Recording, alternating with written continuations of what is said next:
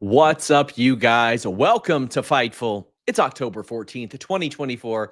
I am Ross Sapp. We are fresh off of a week that featured WWE's Bad Blood and then AEW's Wrestle Dream. A whole lot of news in between. We want to know what you guys want to talk about. Get your super chats in here at youtube.com/Fightful. Also, check out our interview with Mark Briscoe, also our interview with Orange Cassidy. We have another good one coming up this week. But if you're watching on X, on Twitch, really anywhere still, you can get your Humper chats in as well at humperchats.com. That's HUMPER chats.com. I am moderating those myself this evening, so please bear with me. But while you're here, leave a thumbs up on the video, drop a fruit emoji in the live chat or the comment section, roll call. Let us know that you are here.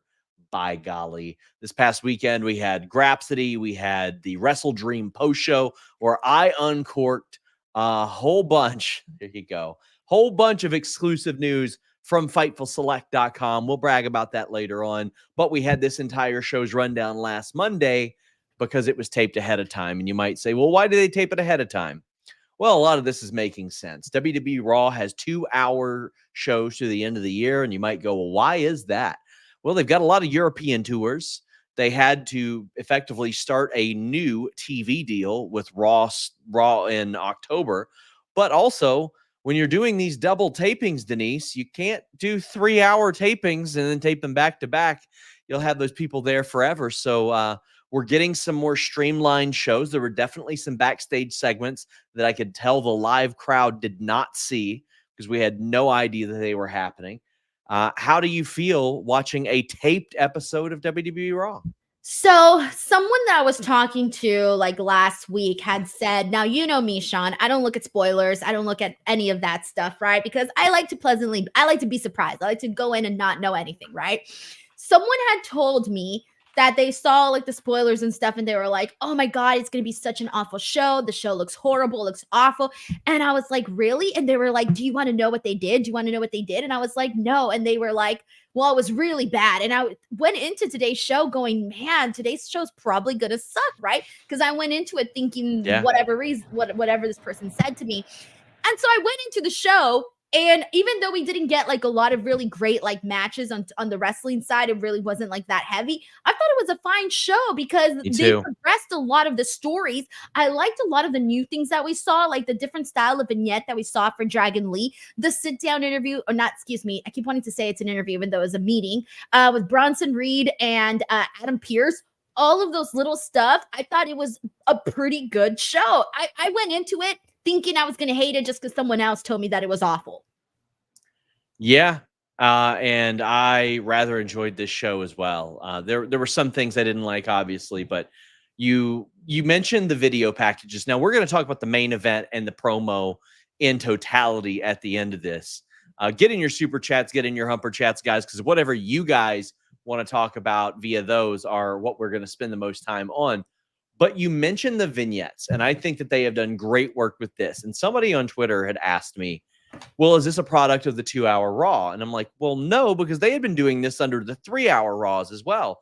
But it goes such a long way to have these videos. And Denise, you've been on this show with me for years. I think it is way more productive to have videos like this instead of having a grown man walk out to the middle of the ring, interrupt a show with a microphone and go, this is why I have a problem with another grown man. Everybody listen to it. No, show us the video. Show us them looking cool, doing cool stuff, being muscular, turning towards the camera, great shadow and lighting, cool music, wearing your cool gear and masks or your clothes, make them look as cool as possible. And I thought they did that a lot today. You mentioned the Dragon Lee one. I've been begging for Dragon Lee and Rey Mysterio to team up because this is the perfect like a mentor and next up type of thing. And I was so happy to see that. Yeah, that one was cool. I know you also mentioned like the Braun Breaker one too, because that's the one where he came out. I mean, he did come out, but the actual vignette portion of it all, I thought he looked really great in that. And just basically, like when he brought up, the family, not just his own family, but also Jay's family, I felt like they moved this story so much more forward in like this one vignette than they had, like, I really like what they've been doing with Bron and Jay Uso, but they really did a lot in that one little quick vignette with this. Like, that was good. So again, a lot of stories really moved forward. I think a lot of the matches on the show had potential to be great, and a lot of them weren't great, but story-wise, it was good. What do you think of Jay Uso sucking off his family's legacy, Denise, is what Braun Breaker said. And I quote, sucking off your family's legacy. I mean, damn, he wanted a piece of the pie too. Can you blame the guy? He doesn't want to be on the back burner. Listen, did you see the Alpha Jr. thing this past weekend? No, what happened? Oh my God. It was Bush League bullshit is what it was. Alpha Jr., who played Manu in Legacy back in the day and got kicked out of the company and out of that angle, fought some, I believe, younger talent. I believe he's like 19, 20. And he was announced as from Hawaii. And the way that Alpha would tell it, he's pretending to be Samoan. And Alpha shot on him in the ring and stomped him in the head and slapped him. And they called a stop to the match. And then he curses the guy out on the microphone saying some trainer gave you bad advice. Wrestling Wait, so the guy was pretending to be Samoan, or he was Samoan? That's what Alpha Jr. claimed. And he's like, you can't come out here and fake being a Samoan. And I'm like, man, don't let him find Sami Zayn then. Like, whatever we do. Like, but also, he's honorary, like, okay? That's why there's honorary oos. Sure, but I'm like looking at that and I go, Yokozuna waved a Japanese flag for years. I remember when I was a little kid and he spoke perfect English with no accent. I was like, what's happening here? And then Rikishi was the Sultan. What are we talking about? People in his actual family did this.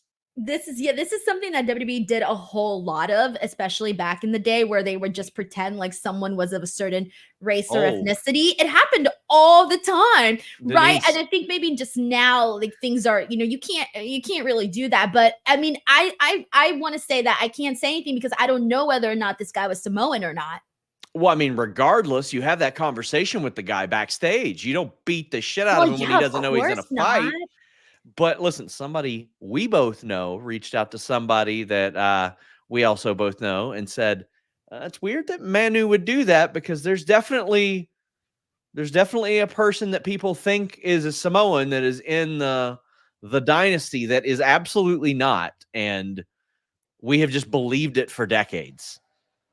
So there you go. But yeah, that was wild. But sucking off his family's legacy. And if anything, this was closer to Braun Breaker taking his family's legacy by saying something absolutely wild on the microphone, like sucking off a family legacy. And yeah, I am looking for excuses to say that. Sue me. Get your super chats in. Is that going to be the new slogan of Fightful? Yeah. Get your sucker chats in and your humper chats in. We would greatly appreciate it. People calling him man newer. But what do we got here? There was another one. Bronson Reed wants a match with Seth Rollins, and he told Adam Pearce, listen, you give me a match, there's no problems. I'm not going to raise hell. I'm not going to tear anything up. You can make this very easy. It's a match that people want to see.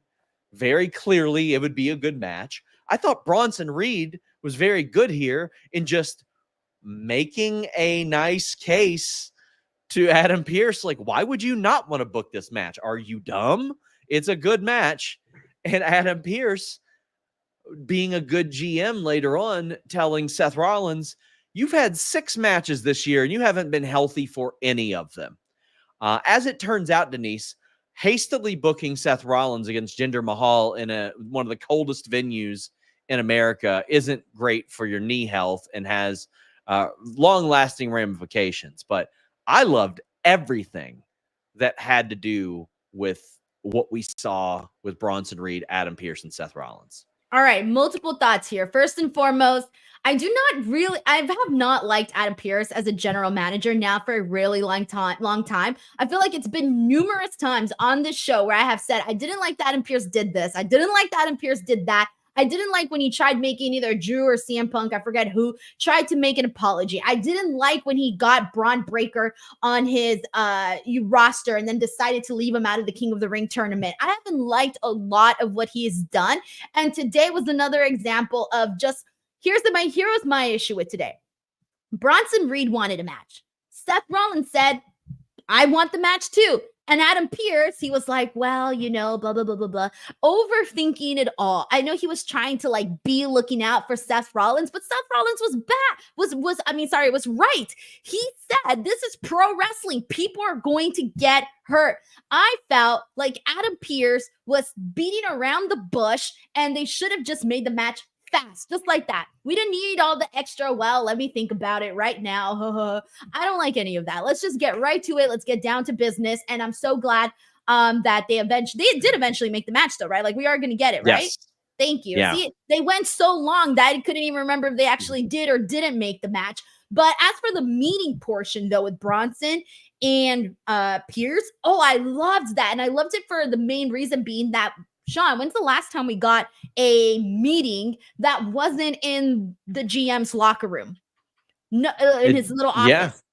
I don't remember the last time we got that. When this started, for a second, I thought, what the hell is Adam Pearce about to do an interview? Why is Adam Pearce doing the interview? Because that's how it was set like. And then when he said it was a meeting, I'm like, okay, great. That's awesome. We haven't seen anything like that. And I love this because I really felt like we got to see a lot of Bronson Reed's personality. Because so far, all we know from Bronson Reed is he can hit a killer tsunami. He's a big boy. We know all of that. Okay, cool. Now we kind of got to hear him talk a little bit more in more of a conversational setting. We got to see him, do a little smirk here and there, and that kind of just added to him. So I feel like I'm really intrigued by the Seth Rollins Bronson Reed story. I have been, and I like how both guys just want to fight each other for different reasons, but they want to fight each other.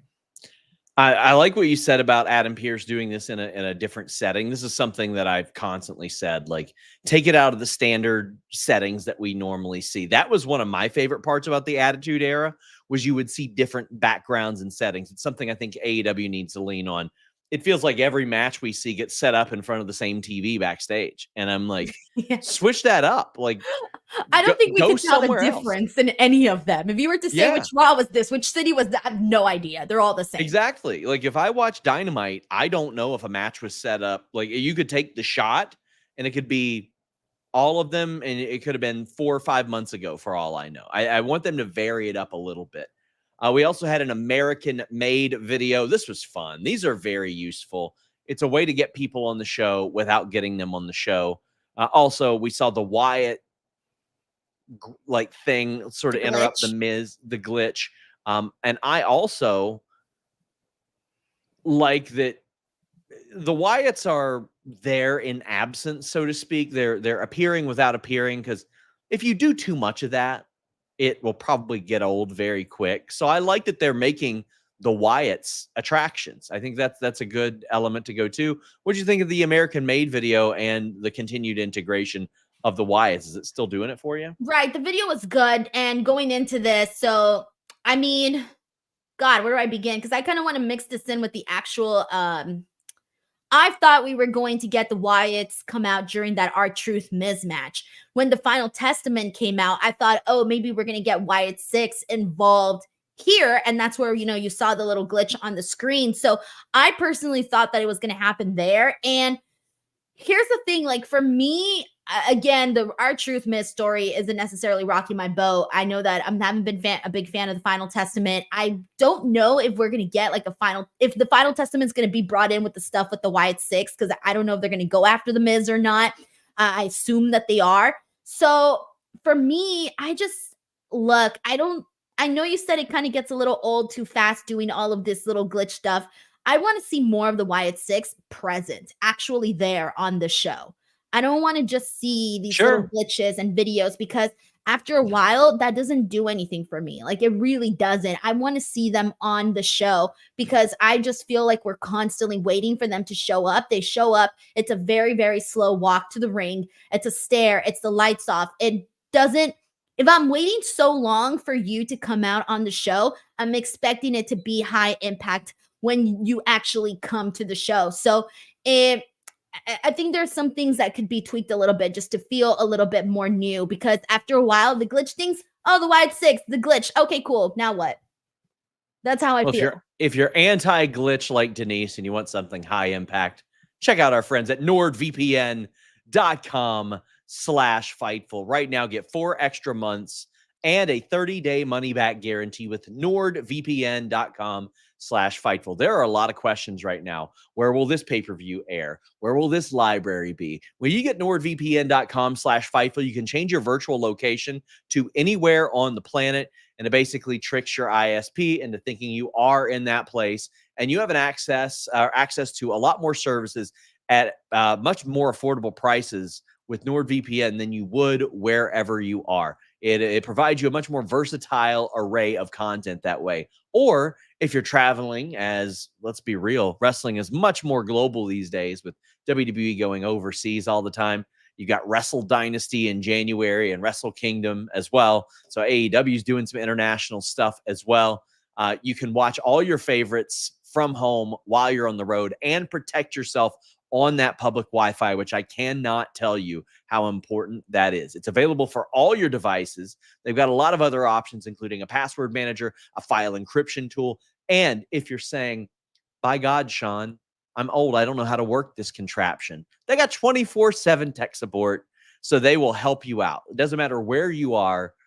They will let you know, here's what you do, here's how you make it work with the fastest VPN on the planet. And as always, get a 30-day money-back guarantee. NordVPN.com/Fightful. They have saved me such an insane amount of money over the last 2 or so years.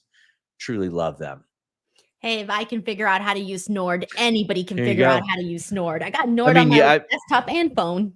I've mentioned this in the past. Like, Denise has told me features that I use now for Nord. Like when I'm watching football games, especially like when I'm coming back from a Bengals game and I've got my phone set up and all that stuff, I can just switch while I'm riding in the car on the way home and watch multiple games. It's so much better than just the standard. Dude, I'm telling you, my husband doesn't pay for the freaking Sunday ticket. We live in LA. He does not miss one singles Jets game, and there you go. He doesn't have the Sunday ticket, but it made it work. Sorry to hear that. Very sorry to hear that. How are they doing right now? Let's see. Oh, it's tied up in the third quarter. Yeah, so there we go. Anyways, but yeah. Women's tag team title match. This was one of the best women's tag team title matches I've seen on Raw or SmackDown, period. And they had to overcome a commercial like a minute and a half into the match. Then they come back and we get about 5 or 6 minutes of really, really good action, I thought. We had the hot tag for Damage Control. We had a situation where Io pushes Kairi all the way up in the air to hit her insane elbow, which beautiful spot. Then Kairi gets caught in a slinging power bomb that both Jade and Bianca do. And we had Lash and Jakara at ringside that cost Damage Control the match. Now, I like this because they've been getting some main roster screen time of late, which I think is important when vying for these tag team titles. You really put them in the mind's eye of people. There was a beautiful moonsault as well, but I thought this worked out really good. I enjoyed the hell out of this match. I don't know what I was expecting here, but I kind of figured, oh, man, it'll be 5 minutes with a commercial. I thought they killed it. I thought that they did as much as they could with the time they could, and everybody ended up looking better as a result of it. I think what this also tells me, though, the fact that they had Lash Legend and Jakara Jackson on not only on SmackDown, but also here today on Raw. Well, first of all, we know that this story is going to continue between them, right? But here's the thing. It also tells me that they know nobody is really interested in some of the other tag teams that they have available right now on the roster. And that's not necessarily like a good thing. Like the fact that we're having to sort of rely on a team from NXT to go up against your champions, I feel like you kind of have to like build up some other teams on the main roster as well. Like it's a great opportunity for Jakara and for Lash Legend. But when you think about what they've done on NXT, it hasn't been that much. It really hasn't been. Like they can still do so much more, and I'm sure they still are. But it kind of makes me feel like there's not really that much hope for some of the other teams on the show right now if there's no big emphasis or big storyline or anything really going on with them. Like it's pretty much dry for a lot of the other current teams on the main roster, and I feel like they might see that because then they're out there, choosing to highlight a team that is not even on the main roster. So it's interesting. It makes me feel like even though there's a lot of teams right now, it still feels like a slim division only because only certain teams have the interest, the overall general interest from the crowd. And truthfully, like I would say that team is the Io Sky and Kairi Sane, that people actually care about. Nobody is into the PFC right now. Nobody's into what they were doing, Kaden and Katana. What about Alba and Isla? It feels like a lot of it on that end has sort of dried up. It's paint by numbers with Pure Fusion Collective and the other teams. It's like, give us a reason. Right. Give us some sort of story behind them. And I don't mean women going and partying at a club or something like that in a vignette. Like, give me a reason why we should care about these people outside of what we see in the 5-minute matches that they're given. At least at the title level, they're putting more emphasis on that, and I'm happy. I just want to see the undercard also promoted accordingly, because this is a big step, having 3 teams involved, and I think all of them looked good in this. But I do want to see them put some more juice into that. And Will Chisholm says, love to run in with Lash and Jakara. We might get Io and Kairi on NXT. Love that Lash and Miss Jackson care about the women's tag titles. Yes, that right now, that is what I love it when there are talent that recognize this and jump headfirst into it. That is their highest chance of success immediately right now. You become a tag team in a division where there aren't many, and look at the success they're already finding. They're on SmackDown, they're on Raw, they're on NXT, all over the place. Yeah, no, it's a really great opportunity for them to be doing that. And Lash Legend had gotten over for a while on NXT, but then they kind of put a big pause on that, and we hadn't seen much. So now it's like this almost feels like something totally brand new for them because again, they put a big pause on Lash Legend when she started to get over for a while. Like people were really interested in some of Lash Legend's work, and they didn't really continue with that. But it's hard on NXT because there's a lot of women there, and there's a lot of women that are, climbing up those ranks a lot faster. And so, sometimes you get the spotlight on you for a bit and sometimes it lasts a little longer. And you notice that on NXT, it's you really got to fight for your spot. Guys, get in your super chats, get in your humper chats. I would greatly appreciate it. A reminder, this past week, we had this entire rundown on FightfulSelect.com. We had a bunch of news on FightfulSelect.com. Just $5 a month or $54 a year. We had a Motor City Machine Guns update. We told you they were going to be on the road within a couple weeks. They were announced for next week. Jimmy Jacobs leaving AEW. We had a big story on Bryan Danielson and his retirement and the road to get him there. We had news on the Raw debut on Netflix. We spoke to Mark Briscoe and Orange Cassidy. We had an MJF update ahead of his return. In the Discord, we had the scoops of Adam Cole and MJF returning, as well as Bobby Lashley not being at Wrestle Dream. Just a ton of stuff over at FightfulSelect.com. Go over there, check it out at least once, and if you don't like it, by God, don't come back. But just try it one time. How many times you've been told that in your life?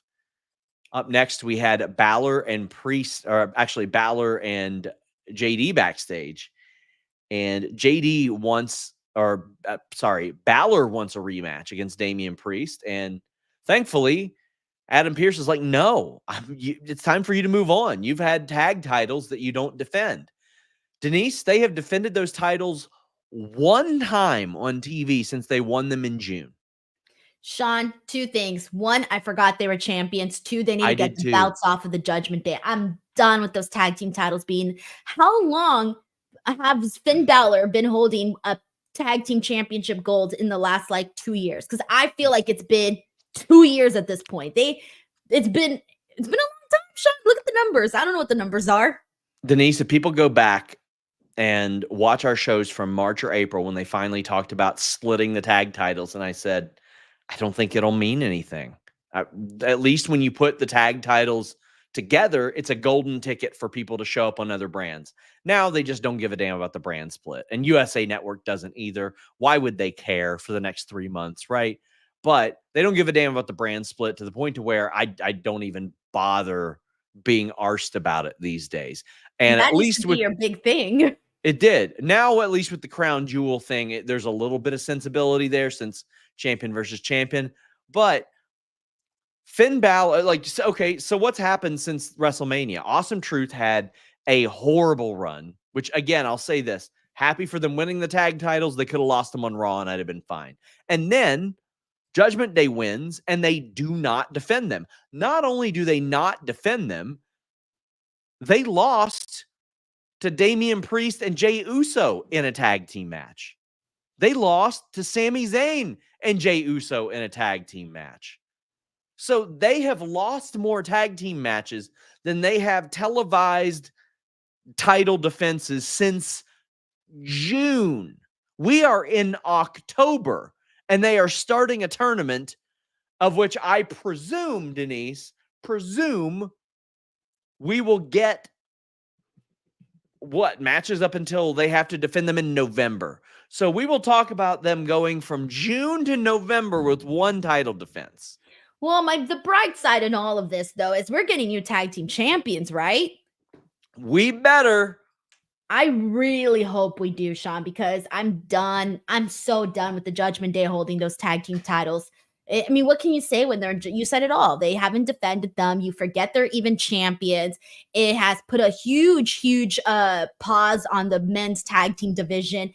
And damn, I mean, thankfully, we're going to talk about the War Raiders in a second, but you do have teams that can start to add a little life there in that tag team division. And that tournament, they announced 2 matches, and I'm like, all right, cool. A nice little start to this tournament. I don't know how many teams they have or how many matches they're going to do, but the 2 first matches that they announced look fine to me. Yeah. So also, Liv introduces Raquel, and Carlito is smitten. He fell in love, Sean. His eyes bulged out of his freaking head. That will at least be cute to watch, fun to watch, I think. I'm telling you, these love stories, they just love to do them. Denise, I don't know if you saw over the weekend, but Chelsea Green quoted a tweet where Wrestle Purists had recapped a lot of the ideas that she had pitched that people buried her for like 3 years ago when she was outside of WWE. And some of them are bad, like a sexy nun character. Like that's like a Halloween costume. There was a Daisy Duke character, which I know was actually for Steve Macklin and Wesley Blake. But there was one that sticks out, Denise. Dominic Mysterio's girlfriend was an angle that she pitched in 2021. No. And there were, yeah. And also her doing a fake accent and being a triconic with What's a triconic? Billy Kay and Peyton Royce. Oh, and okay. I was like, what the hell is a triconic? Because she did live in Australia for a little bit. I don't know if you knew that, but that would have been really cute, actually, had they done that. Her and Billy was really funny, so that would have been Billy's something. Great. But Dominic's girl, wow, Chelsea saw the future. And I remember a lot of times people were like kind of burying her for it, and I was like, no, what happened was she waited outside Vince's office for week after week after week. And then when she got in there, she's like, here are 30 ideas. One of them will be good. I promise you. Well, you know what? Hey, shit happened, but you know what? She's back. She's killing it. And now everything's all okay. All's well that ends well. Rambling Roses says, Sean, nice Bengals Grateful Dead hoodie. Yeah, my dudes at Homage. Love it. Wish they would send me free stuff. That would be very handy. Would appreciate Damn, Sean, that. You just want free stuff? I do. I love free stuff. Listen, I'm trying to pay off a house. We get the return. That's why you have to, if you're smart, Sean, and with all your followers, you should get free stuff and get paid. Both. I do get both. Okay, see, there you go. That's what I'm saying. You got to get paid and free stuff. I will say one of our sponsors effectively has paid my mortgage for the last couple of years. See, there you go. It's the way And you that do it. was at their urging. They were like, specifically, like, we want you to have a cut of this, which was very generous of them. And I appreciate that. The War Raiders are back, Eric and Ivar. Denise, I had an interview with Mark Briscoe last week, and I told a story that Eric and Ivar told me. I don't know. Did I mention this on the air last week at all? I don't think so. So this was great. I wish the audio would have got caught, but it messed up. It was last year. And I asked Eric and Ivar their memories of Mark or their memories of Jay Briscoe. And I told Mark, I was like, so I heard a story about you and your brother slugging it out. And this smile got on his face because you could tell that like 1,000 stories were going through his mind. But Ivar told me that one time he hurt his ankle and didn't know how to tape it. And Mark and Jay went up and they're like, oh, this is how you tape it. And they were arguing over how to do it. And they just start fighting each other. Like they just physically? Yes, they start slugging it out.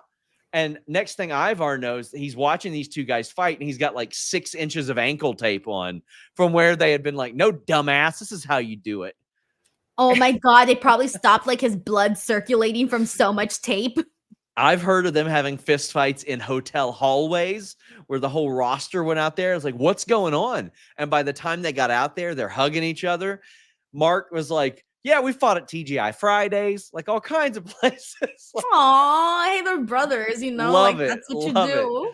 It was so much fun. Like you could tell that those were good times for him. Yeah. So it was very cool to hear. But the War Raiders are back, and they got the win over Alpha Academy.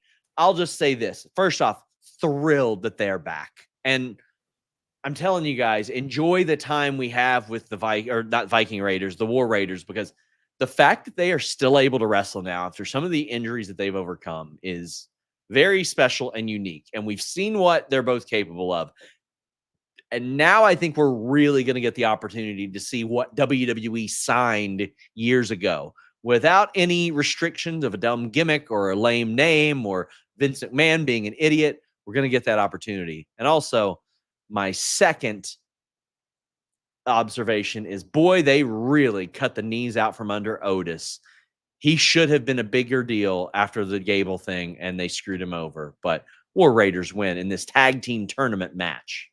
Yeah, it was funny because, like, you see that you obviously knew this was going to be a squash match, but here's the problem, though.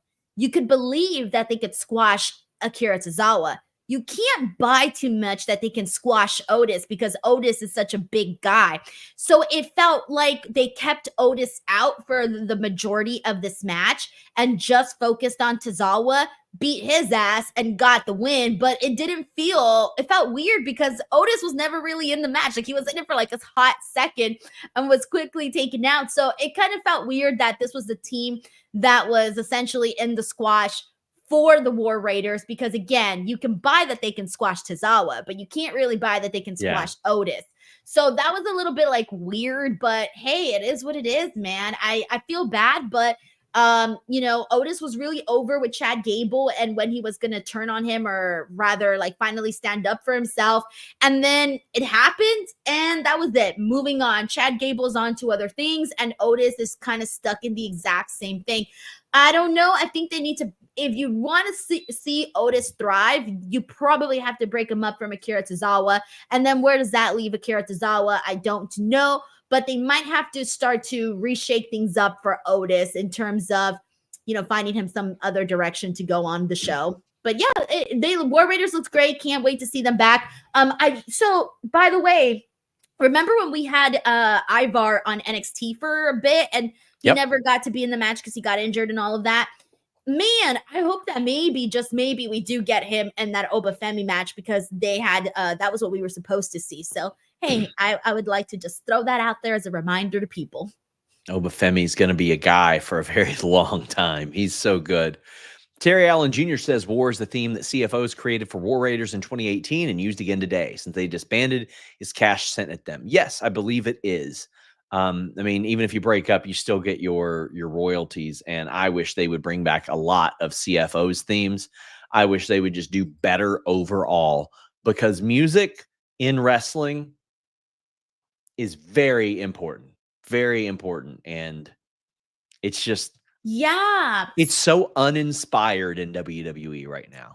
I think sometimes we forget how important music is and entrances and all of that because we're so used to watching pro wrestling. It's just like we don't even put a second thought to it sometimes. But I took my brother to Bad Blood this past at the show, and he's not a wrestling fan, Sean. Like, he doesn't know anything about wrestling, right? And this is how he determined which wrestlers he was going to care about or not. It was all based on their entrance. Everything. He was like, oh, I like that guy's entrance. Like, I'm interested to see what he's going to do because I liked his entrance. He loved Drew's entrance, Damien's entrance, Cody's entrance, and Finn's entrance. Those were the entrances he loved the most. And so that made him want to care for those guys, like based off of their songs and all of that. That was like the entry point. 20 plus years ago, bands were throwing themselves at WWE. We did the forcible entry review on your channel, Denise, and it was full of great music.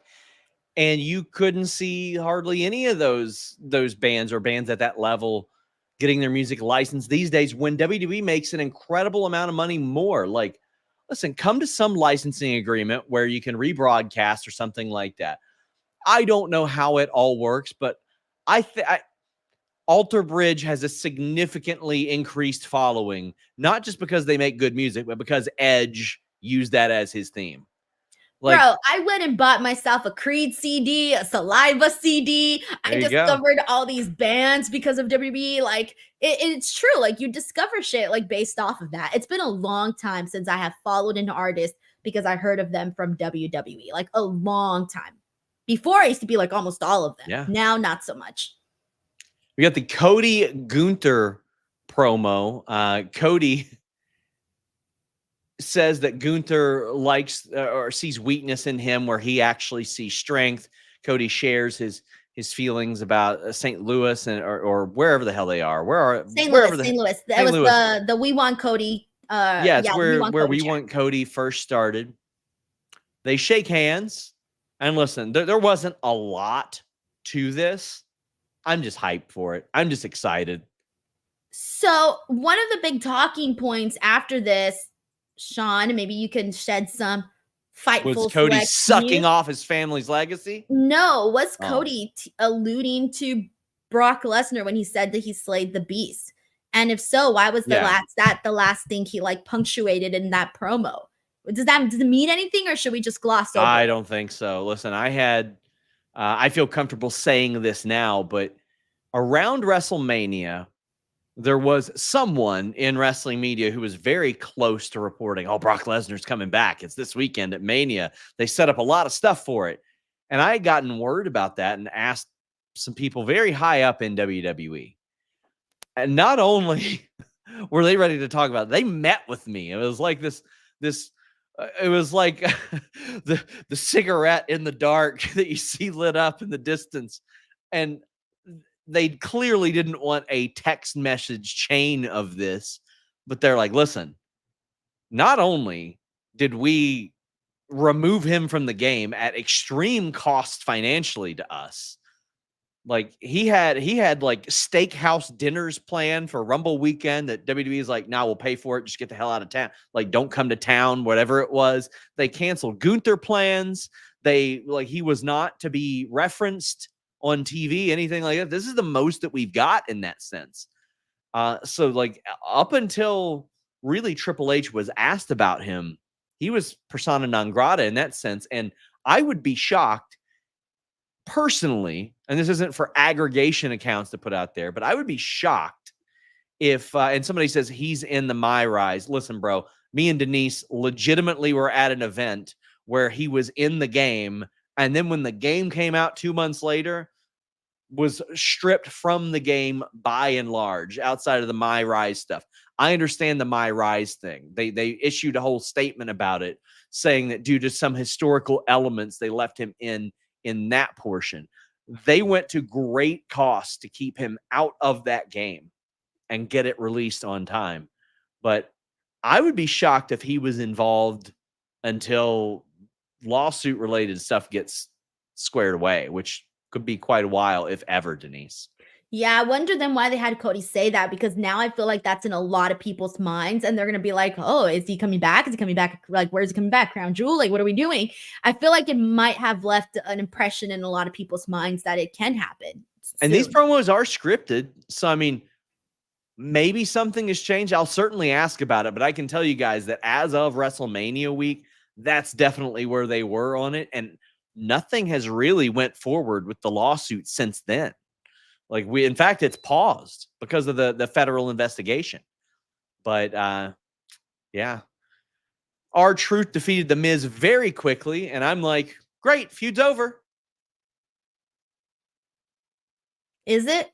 Should be, but I don't think instead, it is. I want to say Karrion Kross was very funny. He's like, oh, good job, fist bump, yeah. And then he frowns afterwards, and he's like, get him, guys. And Miz attacks him. Listen, the most entertaining part about the Miz and R-Truth feud to me is Karrion Kross. Like I enjoy his work. I like him as a performer. I'm glad that he's getting these opportunities. But yeah. Bro, ain't nothing working for me in this story. That's why I was hoping that the Wyatt Six would come out. I would like for them to feud with the Final Testament. I think it could do something for both teams. We'll see if they do or if they don't, but why not put up the two big scary stables up against each other and see who has dominance over WWE? I don't know. Some shenanigans like that could play out. So I was hoping that would be the light at the end of the tunnel for this match, but it seems like they're still waiting to really run with it. But they did do the little glitch though during the match. No glitch in our betting odds this past week with BetOnline AG, my friends. A lot of times you go, wait, you all can bet on wrestling? Yeah, not just wrestling, UFC, MLB, soccer, tennis, NBA, WNBA, anything. They've got a bunch of games. They're trusted by millions. They got a VIP rewards program, and they give us all of our pro wrestling odds. And Fightful's picks 100% on WrestleDream on our Discord, including Takeshita, who was not the favorite to win. So you could have that was our first lock underdog bet pick since I think March or April, because BetOnline's odds have been right on the money. And it wasn't just one, it was two, because we hit you with the Bryan Danielson retiring odd, which was a massive underdog. Him wrapping up his career there was one you could have made a lot of money on as well. At one point, I think we had a third one as well.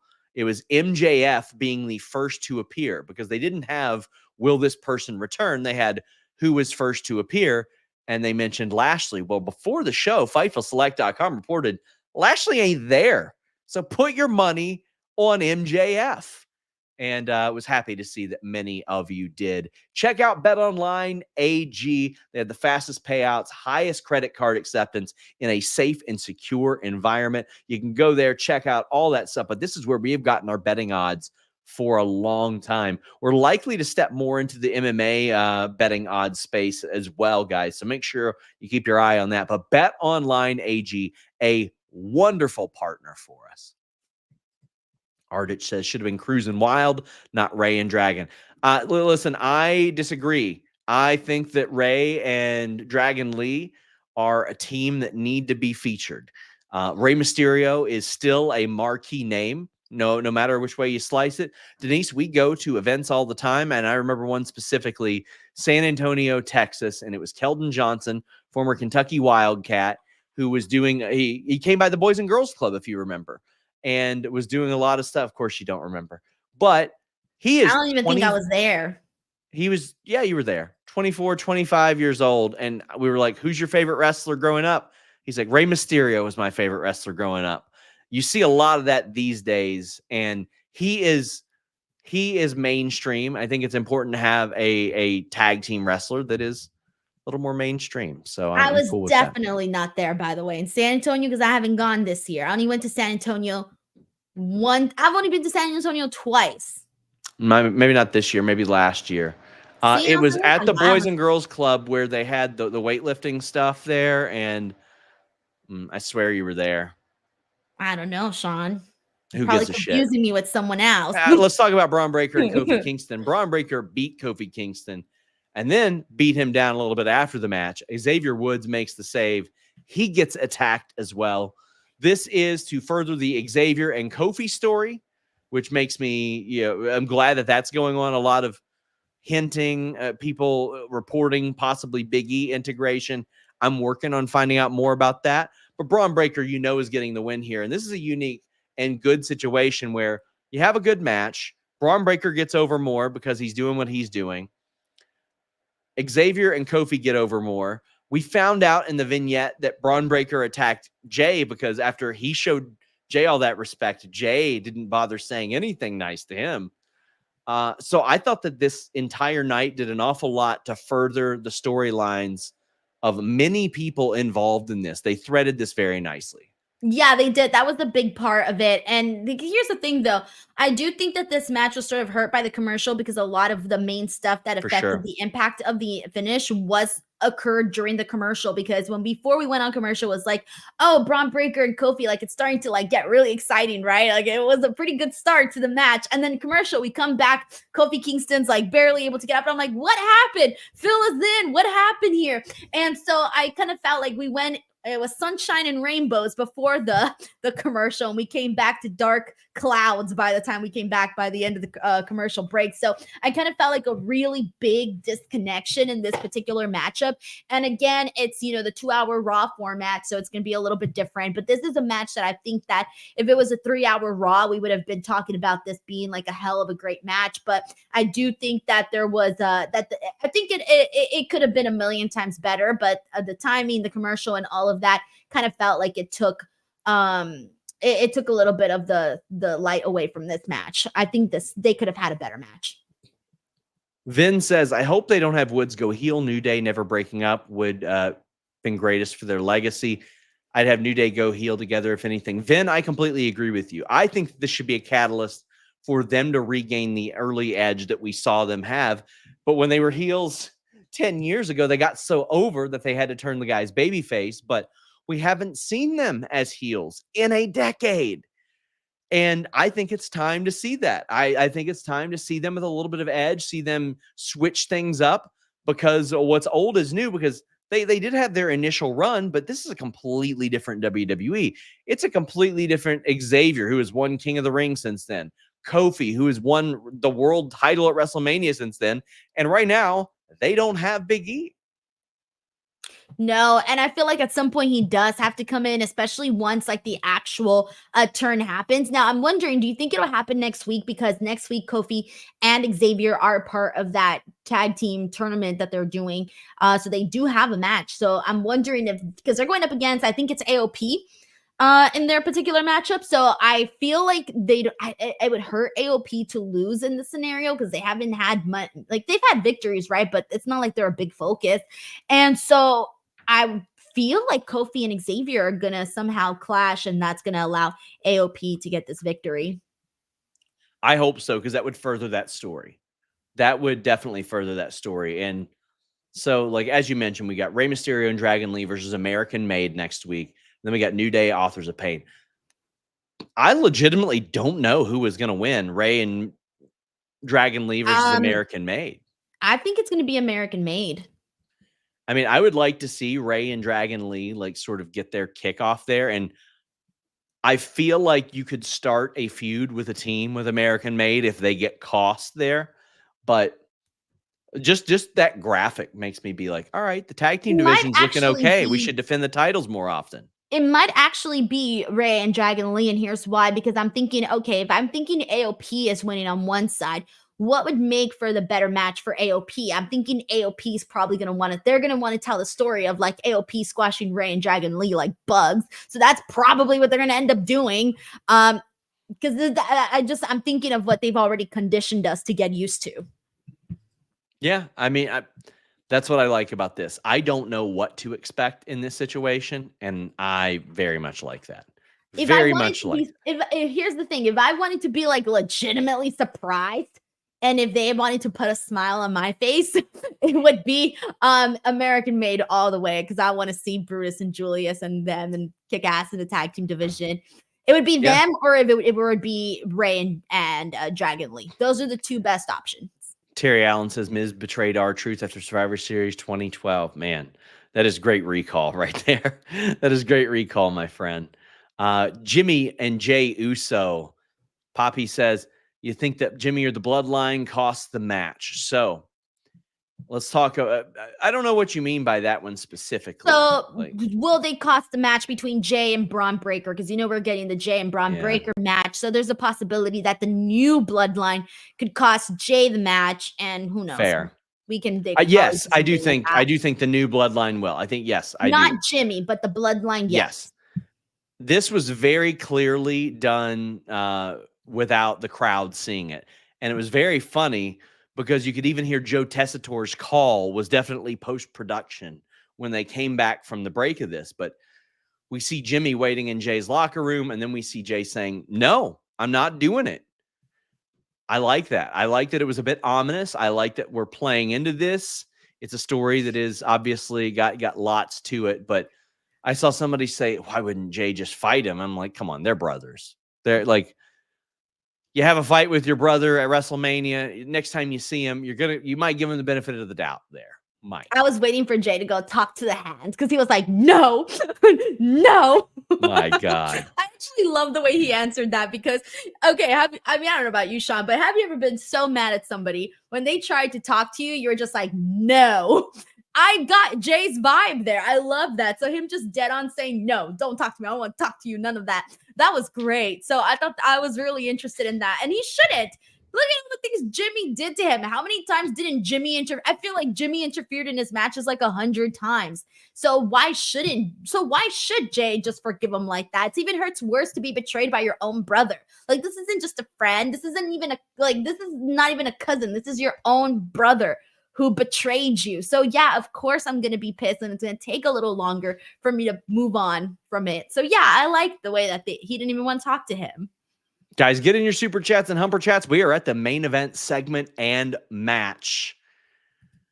Rhea Ripley had called out Raquel Rodriguez at the start of the show, but instead Tiffany Stratton came out, said she had a message from Nia Jax, but the distraction let Liv Morgan and Raquel attack both of them and set up a tag team match for later in the night. So I love this. Tiffany Stratton showed up because Nia basically intimidated her into doing so. But again, they threaded an awful lot of people in and out here.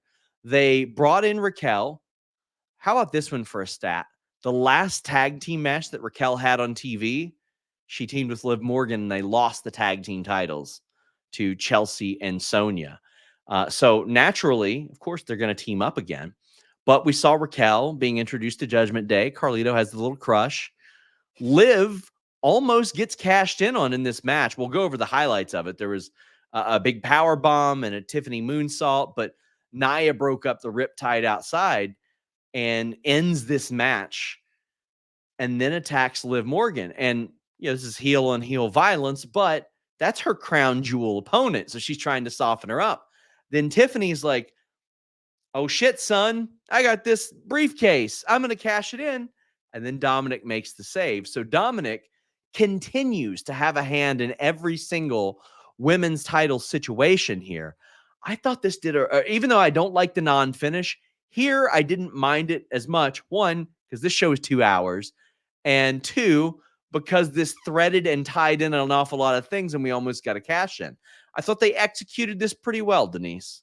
So here's the thing. Oh my gosh, there's two things I want to say. One, in terms of the cash in, I thought, oh my God, are they really going to end the show like this? Because I thought the show's got to end with a bang, right? And I thought, what a way to wrap things up if suddenly Tiffany were to cash in on Liv Morgan. It felt like a great opportunity. And here's the thing, I forgot about Dominic Mysterio. That whole time, I wasn't even thinking about Dominic. So when Dominic came out, I was like, oh, okay, really great, because you successfully sucked me into this, thinking this was going to happen here, because it felt like a clear-cut moment, especially with Nia Jax being like, go right now. Like, this is your chance. And I'm like, yeah, Tiffany, this is your chance. And then the other thing that I want to say about this is there's a big piece of me that really kind of secretly wants Tiffany Stratton and Rhea Ripley to become that odd couple best friends. I know it sounds far-fetched, but damn it, do I want to see it. They are so opposite of each other that it want to see them dress like one another. anything. I just really, they're so different. I want to see them kind of be friends. I do. I want to see it. Yeah, overall, I enjoyed this Raw. I mean, again, as we reported on FightfulSelect.com last week, there were people in the company that had told us they would go through some growing pains, but 2 hours wasn't foreign to them because they do SmackDown. But there were some women that were not thrilled with the way that things were booked last week. I got to think that this week it's at least a little bit better. What do we got have today? Vin. This match, the other match. So we had 2 women's matches today. Am I missing one? 2 women's matches. We had Ivy Nile and a vignette as well. We had Nia Jax coming out. So you were building a match, building a feud as well. A lot of stuff I like there. And also Rhea Ripley had encouraged Damian Priest while backstage to kind of move on from Judgment Day. Vin says, credit to USRS and Denise and others like Mike Johnson. One of your peers dropped the ball again this weekend with The Rock denying his report. He set the bar high. Sad to see others run with false narratives to keep up. Listen, I don't want to dunk on anybody else. I'll just say we try to do our best, and I got an awful lot of respect for everybody that does this with, and tries to check on what they can, but nobody bats 1,000. Nobody bats 1,000. Shit happens. And with The Rock, you definitely never know. I mean, he is if Jeff Jarrett had a really successful movie career. I'll say that. He's still a bit of a carny. Successful career? Jeff Jarrett. He's still that level of carny. Did you ever watch Spring Breakers? Spring Blockers? Sure did. Spring Breakers? He was great. Spring Breakers. Jeff Jarrett was great in Spring Breakers. Like, come on. Like, you performing Selena Gomez. Like, what? There you go. Guys, please leave a thumbs up. Denise, tell the people where they can find you. YouTube.com/Denise Salcedo. That's my main place to be. And all the social media. So you guys already know. And if you don't, your ass better call somebody. Sorry, it was there. I had to take it. God, I appreciate I heard myself saying it in my head. SMH. I appreciate you guys so much. Again, FightfulSelect.com. I'll be over there in the Ask SRS Discord tonight. Until next time, we're out.